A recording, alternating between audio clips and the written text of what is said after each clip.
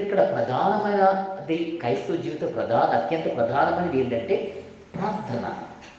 ప్రార్థన ఎందుకు ప్రార్థన అంటే మొదలు చెప్పాను, దేవుని సహాయాన్ని అర్థించడం.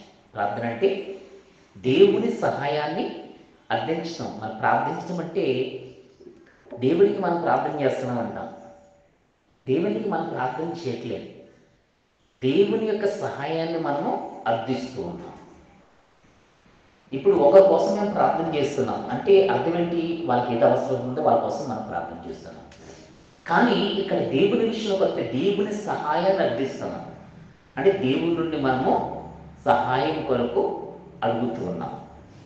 దేవునికి ప్రార్థన చేయటం కాదు. ఒక మనిషిని ప్రార్థన చేయటం అంటే వాళ్ళ కోసం మనం వాళ్ళ అవసరం కోసం ప్రార్థించడం. మరి దేవుని సన్నిధిలో ప్రార్థన చేయటం ఏమిటంటే దేవుని సహాయాన్ని అర్థించడం. ఇది క్రైస్తవుని యొక్క జీవితంలో ప్రధానమైన ఏంటంటే ప్రార్థన.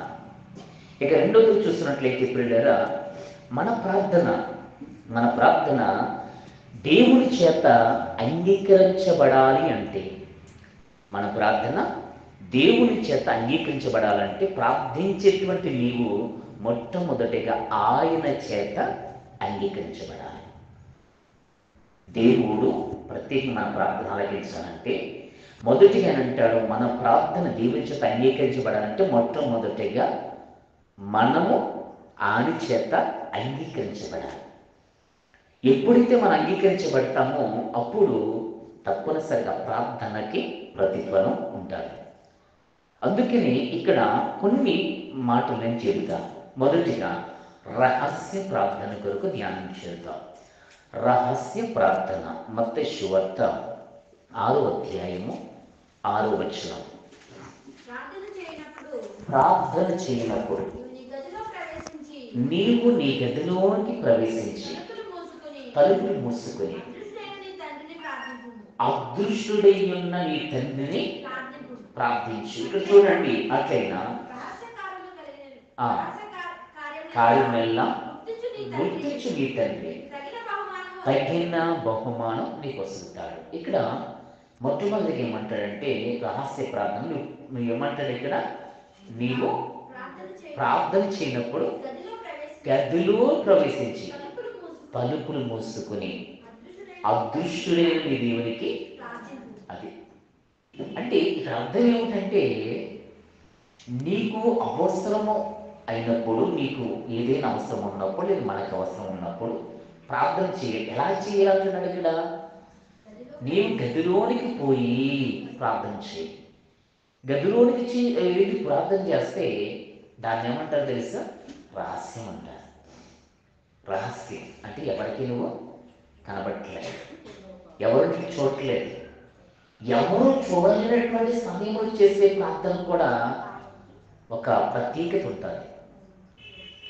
చూడండి, సంఘంలో చేసే ప్రార్థనకి తరువాత ప్రత్యేక విధముగా కలిసి కుటుంబములో చేసే ప్రార్థనకి ఒంటరిగా నీకు నువ్వుగా గదిలోకి వెళ్ళి చేసే ప్రార్థనకి వ్యత్యాసం ఉంటుంది. అది ఎలా ఉంటుంది అంటే, ఒకటి రహస్యము అంటారు. రహస్యం అంటే అర్థం ఎవరికి తెలియకుండా చేసేదాన్ని రహస్యం అంటారు. ఇప్పుడు గదిలోనికి వెళ్ళినటువంటి వ్యక్తి ఎవరికి కనబడడు, ఏం చేస్తున్నారో తెలియదు. అందుకని నీవు గదిలోనికి వెళ్ళి తలుపులు వేసుకొని ప్రార్థన చేయడం అర్థం ఏమిటంటే, ఆ రహస్య ప్రార్థనలో నీవు ఏదియూ దాయకుండా చేయగలవు, ఏదియూ దాయకుండా చేయగలవు. సాధారణంగా ఇది దేవుడిచ్చిన గొప్ప భాగ్యం. అది ఎంత గొప్ప భాగ్యం అంటే, సాధారణంగా మనిషి కొన్ని తప్పులు చేస్తూ ఉంటాడు, కొన్ని పొరపాట్లు చేస్తూ ఉంటారు, కొన్ని పాపలు చేస్తూ ఉంటారు. వాటిని ఇలా సంఘ మధ్యలోకి వదిలి వచ్చి నేను పలానా పాపం చేస్తానని అందరికీ ఉండబడేట్టుగా చేయలేదు. ఎవరు చేయలేదు. అది ఎవరి వల్ల కాదు. ఎందుకంటే మానవుని యొక్క స్వభావం అది, మానవ స్వభావం. కానీ నీవు చేసిన అదే పాపాన్ని, నీవు చేసిన అదే తప్పుని, నీవు చేసిన అదే పొరపాటుని నీకు నువ్వుగా గదిలోనికి వెళ్ళి ఒంటరిగా చేసిన సమస్తాన్ని కూడా చెప్పగలవు. ఏ ఒక్కటి కూడా విడిచిపెట్టి, ఒక్కటి కూడా వాళ్ళని కూడా విడిచిపెట్టకుండా. ఎందుకంటే కేవలం అక్కడ ఉన్నది ఎవరు? నీవు నీ దేవుడు, అన్నికెవరు లేదంట. నీవు నీ దేవుడు ఎప్పుడు ఉంటాడో దాయకంటూ ఏదే ఉండదు అక్కడ. దాయి కూడా ఏది దాయకుండగా అన్నీ కూడా సంపూర్ణంగా పరిపూర్ణంగా ఒప్పుకుని ప్రార్థన చేసే ప్రార్థన ఏదైనా ఉందంటే ఒకటే రహస్య ప్రార్థన. రహస్య ప్రార్థన, కేవలం రహస్య ప్రార్థనలు మాత్రమే నువ్వు పూర్తిగా పరిపూర్ణముగా నీలో ఉన్నటువంటి పాపాన్ని పరిపూర్ణంగా కడుక్కోగలవు. మరో చోట చేయని ఒక పని, సంఘములు 10 మంది మధ్య నీకు నువ్వుగా నీ పాపాన్ని ఒప్పుకోలేదు. వేరే ఒక వ్యక్తి దగ్గరికి వెళ్ళినప్పుడు కూడా దాన్ని కూడా పరిపూర్ణంగా ఒప్పుకోలేదు, చెప్పలేదు. కానీ ఈ రహస్య ప్రార్థనలో ఏ ఒక్క దాన్ని విడిచిపెట్టకుండా చేయగలం. ఎందుకు తెలుసా? నేను చేస్తున్నప్పుడు నేను మాత్రం ఇక్కడ ఉన్నాను, నాలాంటి మనుషులు ఎవరు ఇక్కడ లేరు. కాబట్టి నేను చేసేటువంటి ఏదైనా ఒప్పుకుంటే కేవలం ఎవరికి? దేవుడు మాత్రం చూస్తాడు. ఇప్పుడు కనబడినటువంటి దేవుడి ఎదుట చేయటానికి మనం ఇష్టపడతాం, పరిపూర్ణ ఒప్పుకోవడం ఇష్టపడతాం. కానీ కనబడేటువంటి మనుషులు ఎదుట చేయటానికి ఈ మానవుడు కూడా ఎక్కడా కూడా పూర్తిగా చేసిన పాపాన్ని ఒప్పుకోలేడు. ఎక్కడ కూడా ఎవ్వరు కూడా. ఎందుకంటే మానవ స్వభావం తాను ఒప్పుకునేది ఏంటంటే ఏదైనా ఉంటే, నేను పలానా వాళ్ళని తిట్టానండి ఒప్పేసుకుంటాను, పలానా వాళ్ళని కొట్టానండి ఒప్పేసుకుంటాను, పలానా బూతు మాట ఆడాలని ఒప్పేసుకుంటాడు. కానీ ఏదైనా పాపము చేస్తే ఆ పాపాన్ని మాత్రం ఒప్పుకోలేడు మనిషి. తన స్వభావం ఏంటంటే ఒప్పుకోలేదు. కానీ అలాంటి స్థితిలో ఉన్నటువంటి మనకు దేవుడు ఇచ్చినటువంటి ఏం తెలుసా? నీవు నీ గదిలోనికి వెళ్ళి ప్రార్థన చేయి, రహస్య కార్యములను గుర్తించి నీ తండ్రి నీకు తగిన బహుమానం ఇస్తాడు. ఇంకంతలో ఏం కావాలి? దేవుడే స్వయముగా మన పాపమును మనం ఒప్పుకున్నప్పుడు దానికి తగినటువంటి ప్రతిఫలం దేవుడే మనకి ఇస్తున్నప్పుడు ఇక మనకి ఇంకా ఏ విధమైనటువంటి కూడా చెప్తుండదు. చేసినటువంటి ప్రతి పాపం అంటే చెప్పలేనటువంటి దాని సైతము అక్కడ ఒప్పుకోవచ్చు. అటువంటి గొప్ప ప్రార్థన ఈ రహస్య ప్రార్థన. అందుకే రహస్య ప్రార్థన ప్రతి ఒక్కరూ చేయాలి, ప్రతి ఒక్కరు కూడా. అంటే నీవు బహిరంగంగా నువ్వు చేసినా చేయకపోయినా, అంటే సమస్తాన్ని ఒప్పుకోకపోయినా ఎక్కడ ఒప్పుకోవాలి? కనీస రహస్య ప్రార్థనలైనా నీవు ఒప్పుకోవాలి. అక్కడ కూడా మనం దాయకూడదు.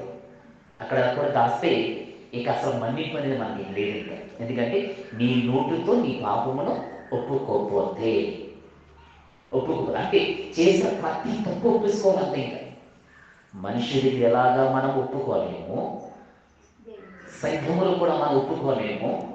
కానీ నీవు కేవలము రహస్యమందు మాత్రం నీవు ఒప్పుకోగలవు, పరిపూర్ణంగా ఒప్పుకోగలవు. అంటే మనకు ఆ ధైర్యం ఉంటుంది. అయ్యో, ఎందుకంటే దేవుడు రహస్య కార్యాలను గుర్తించి నీతంటే సమస్తాన్ని కూడా గుర్తిస్తాడు. నీవు ఏ విధముగా అయితే పొరపాటు చేస్తున్నా, తప్పు చేస్తున్నా, నువ్వు ఏం చేస్తున్నావు? ప్రభుత్వ సంఘాలు చెప్తున్నావు, నా బలహీనత బట్టి ఎలా చేస్తాను ప్రభువా, నా బలహీనతను బట్టి పాపం చేస్తాను, నా బలహీనతను బట్టి ఎలా అన్నానని ఎవరి దగ్గర చెప్పవసరమైనటువంటి తండ్రి దేవుని దగ్గర చెప్పావు. ఆ ప్రార్థన ప్రతిఫలం ఉంటుంది. అందుకే మనం మొట్టమొదటిగా ఈ ప్రార్థన చేయమా, రహస్య ప్రార్థన అందరూ ఉండాలి. కంపల్సరిగా ఎవరి దగ్గర నువ్వు చెప్పకపోయినా దేవుడి దగ్గర చెప్పాలంటే ఆ దేవుడు మనల్ని చూస్తాడు, మన ఆలకిస్తాడు, మన పరిస్థితిని ఎరిగిన వాడైనా. ఏ పరిస్థితుల్లో మనము ఏ విధంగా మాట్లాడము, ఏ పరిస్థితిని బట్టి ఏ విధంగా మనం నడిచాము, ఏ పరిస్థితిని బట్టి మన యొక్క జీవితం అలా మారిందో అవన్నీ కూడా ఆయనకి తెలుసు. కాబట్టి ఆ తెలిసినటువంటి దేవుని దగ్గర మనము ఆ తెలిసినటువంటి రీతిని బట్టి మనం ఒప్పుకుంటే దానికి మించినటువంటి ప్రియులగా ఆ యొక్క దీవెన మరొకటి ఉండదు. అందుకని ప్రభు ఎదుట మనము రహస్య ప్రార్థన చేయాలి. అందుకని మరొక మాట చదివినట్లయితే 139వ కీర్తన 7వ వచనం చదువు. 139వ కీర్తన 7వ వచనం.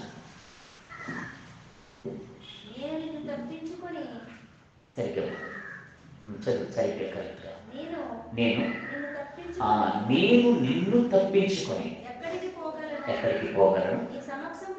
నీ సమక్షం నుండి ఎచ్చటకు పారిపోగలను?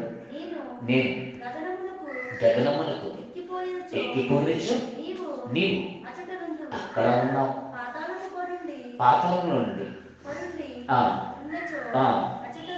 అక్కడ ఉంటావు. నేను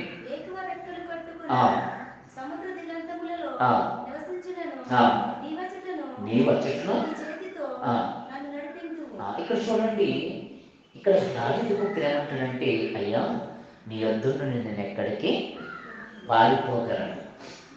నీవెక్కడికి వెళ్ళినా అక్కడ నువ్వు ఉంటావు.